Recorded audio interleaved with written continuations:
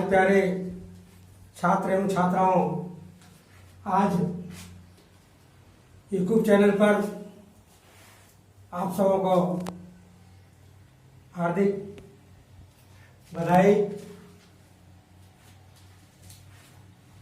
पिछले दिन मैं समास विग्रह का कुछ भाग बता चुका हूँ।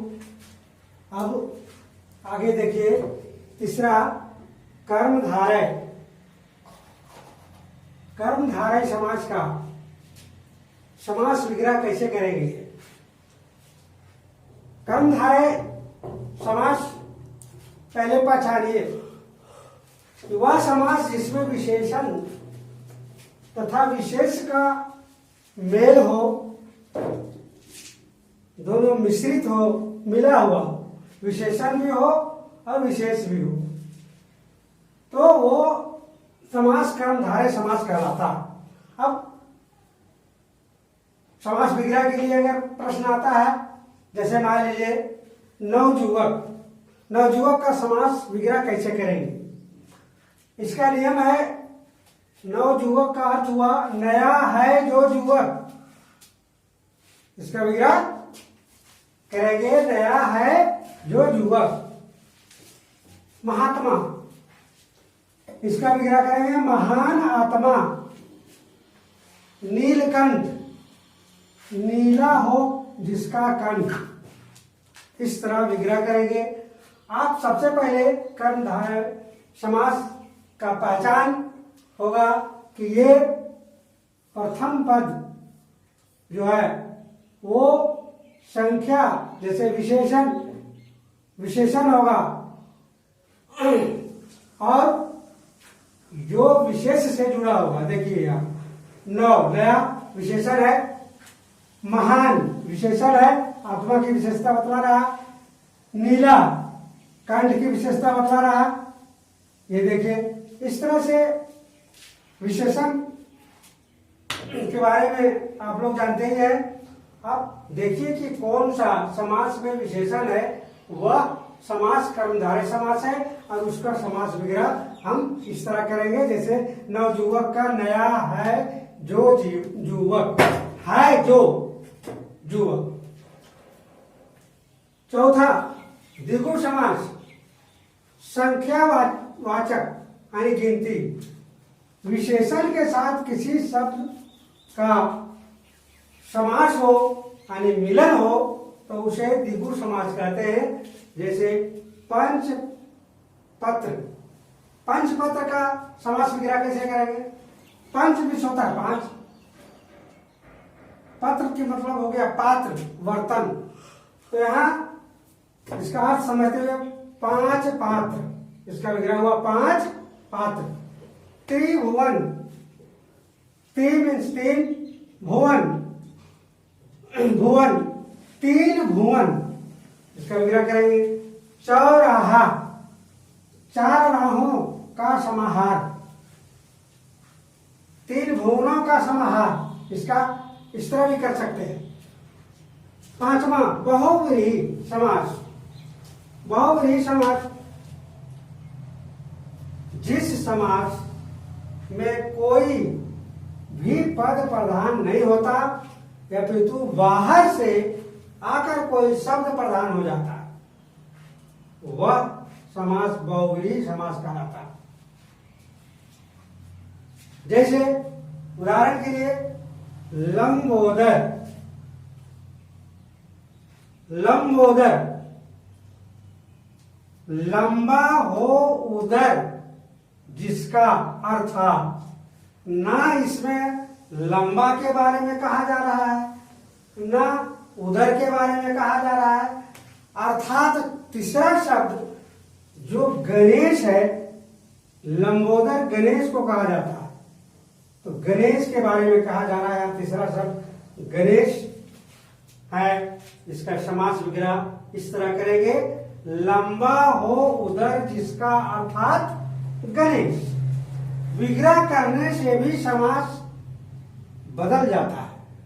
जो जैसे विग्रह करेगा वैसा ही समास प्रकट होगा। जैसे मान लीजिए इसको लंबा हो उधर छोड़ देते हैं तो कर्मधारय हो जाएगा।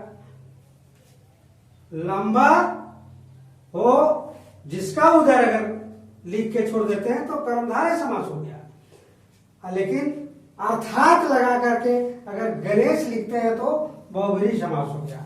इस तरह से विग्रह करने पर भी समास जो सो अलग अलग हो जाता है। जैसे देखिए वीणा पानी, वीणा हो पानी में जिसका अर्थात सरस्वती, सरस्वती को वीणा पानी भी कहा गया। लंबोदर को गणेश जी को लंबोदर भी कहा गया है। इस तरह से विग्रह करने के लिए सीखना बहुत जरूरी है। सही विग्रह करेंगे तो सही समास स्पष्ट होगा। द्वंद्व समास, जिस समास में सभी पद प्रधान हो उसे द्वंद्व समास कहते हैं। द्वंद्व का अर्थ होता है झगड़ा, द्वंद्व का अर्थ होता है झगड़ा, और द्वंद्व का अर्थ होता है एंटी पार्टी, मतलब विलोम, एक दूसरे का विरोध। तो इस पद से भी हम उसका अर्थ समझ करके हम समास को समझ सकते हैं कि ये द्वंद्व समास है। इस समास के विग्रह में क्या है पहचान कि और, तथा, एवं, अथवा, संयोजक का प्रयोग होता है। जैसे मारपीट, इसके बीच में हाइफन लगा, संयोग चिन्ह लगा रहता है, हाइफन जिसको कहते हैं अंग्रेजी में। तो इसका अर्थ हुआ मार या पीठ, इसका विग्रह करेंगे मार या पीठ। अन्न जल, इसका विग्रह करेंगे अन्न और जल। अब है देवासुर, देवासुर में संयोजक नहीं है, हाइफन नहीं है, लेकिन इसका भी विग्रह करने के लिए सीखे। देवासुर का अर्थ हुआ देव और सूर।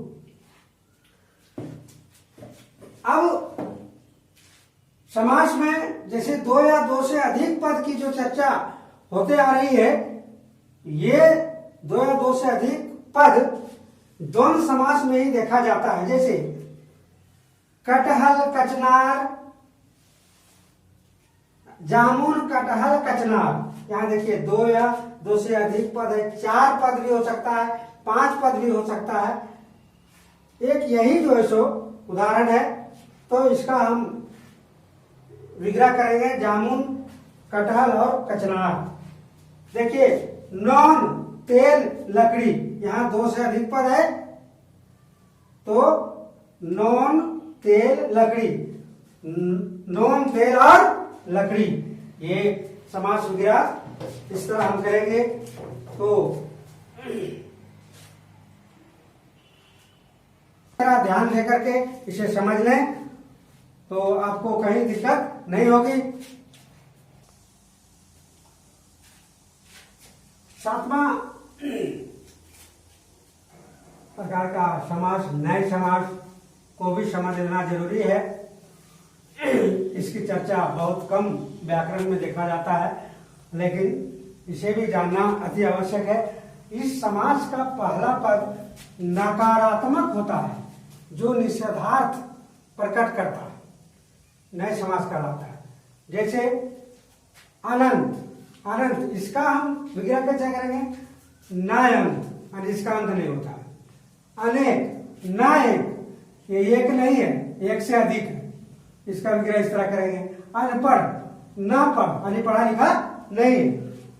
अलग, ना लग, इससे कोई लगाव नहीं है। अभाव, ना भाव, माने कोई कमी नहीं। तो इस तरह से हम सभी समासों का समास विग्रह के बारे में समझ लिए। अब अच्छी तरह से आप कॉपी में भी उतार सकते हैं और घर में रहकर याद भी कर सकते हैं, समझ सकते हैं।